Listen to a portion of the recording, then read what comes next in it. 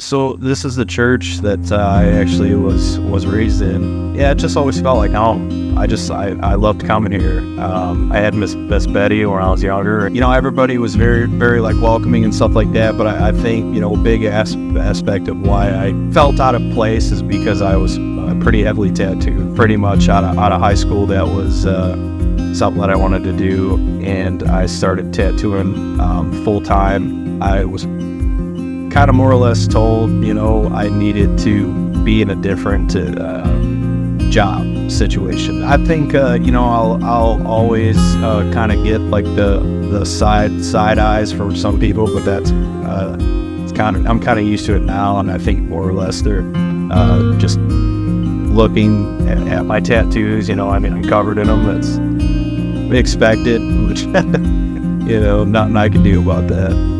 Yeah, so my wife's name is Courtney. We'll be married for 6 years. She's incredible. She's a really good mom. We have 4 daughters, age ranging from 11 all the way to 1 year old. The past 2 years, our goal is to raise godly daughters, raise young godly women. Courtney and I, we really got to see the fruits of our labor, more or less, reading their Bible at nighttime and just praying and stuff. And it's cool to see the girls memorize, Bible stories and stuff like that. Especially in our marriage, we've definitely had our bumps on the road, but these last couple of years, we've really come together. We had learned a lot and grown a lot, just being selfless, trying to love each other, as best as we can. And even on days where we have disagreement, even if there are times where, we need our space or time apart. I've just noticed this past year has just been different, I guess, in our relationship. We've grown to make amends easier, and as far as, our children and stuff, it's cool because it's little things that you notice, when we're driving in the car. The only music Everly and Juliana want to listen to is like elevation worship. I've heard this song, My Testimony, a million times because that's the only song Everly wants to play or sing, and I'll play some worship music and stuff, and the girls will get their little toy instruments out and stuff, and they'll sing a completely different song, but it's fun. I've just wanted to do my best to instill those values and certain things to my daughters and my wife, and every single day, I pray that I can be the man that God wants me to be, honestly, and to just step into the role of being a better leader.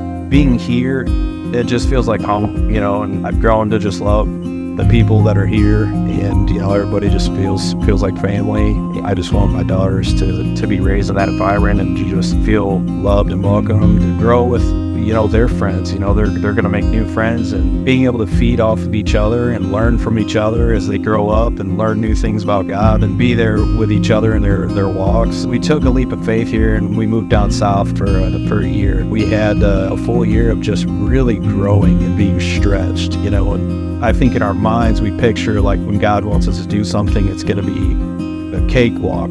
But, my mind always went back to the story of Joseph. And during that whole process, it wasn't easy for him, And the time he'd spent in prison, he was probably questioning everything. And what am I doing here? And for the amount of time he spent in prison was, probably enough to waver anybody's faith. But he's stuck to what, he believed God had for him. And that's what we did throughout this time away. It was just like one thing after the other. We had moved there. The home that we had thought we were going to rent, it didn't pan out. We moved in that day, and we had to move out within a couple hours. That right there was a faith tester. Moved in with the pastor and his wife. From there, we were just house hunting, just doing a lot of praying. And the growth we had during that whole situation and time was pretty exponential.